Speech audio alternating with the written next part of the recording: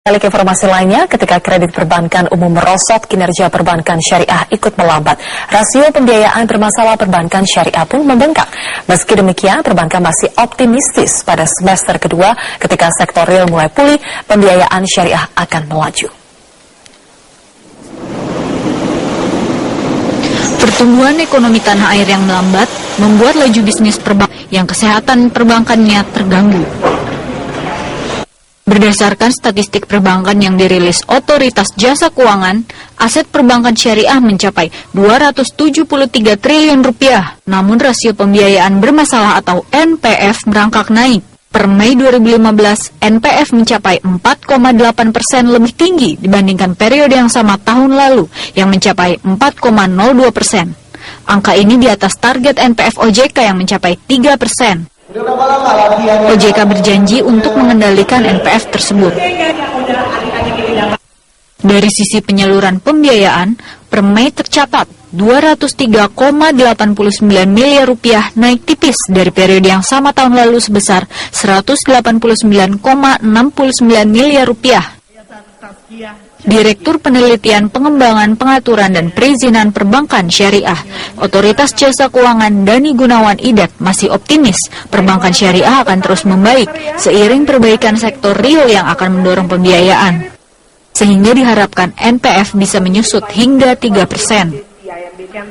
Ini peningkatan ya, misalnya NPL meningkat, tapi masih dalam tahap masih dapat diterima. Artinya kisaran 5% itu masih dapat diterima. Karena sebenarnya secara umum ya, perbankan itu masih positif tumbuh dan juga masih meningkat. Walaupun tadi menurun gitu, dibandingkan dengan 3 tahun yang lalu, yang rata-rata pertumbuhannya itu di kisaran 30%, sekarang ini pada kisaran sekitar 10%. Nah ini memang juga berdampak kepada market share-nya.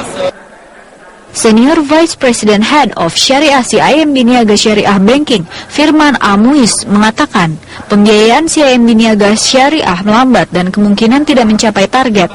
Namun, rasio kredit bermasalah tetap bisa ditekan. NPL kita akhir tahun itu di CIMB Niaga Syariah sendiri itu 2,8% gross.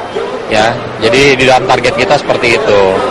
Ya, dimana tadi kita dengar sendiri bahwa kita punya NPF di industri itu adalah 4,7%. Jadi kita mentargetkan bahwa NPF kita itu akan di bawah daripada industri. Untuk tetap mendorong kinerjanya, perbankan syariah akan memanfaatkan stimulus yang dibuat OJK.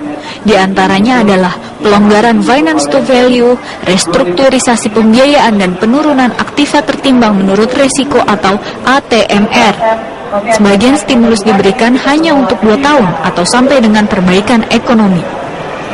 Dari Jakarta, Fani Aulia, Syahdam, Metro TV.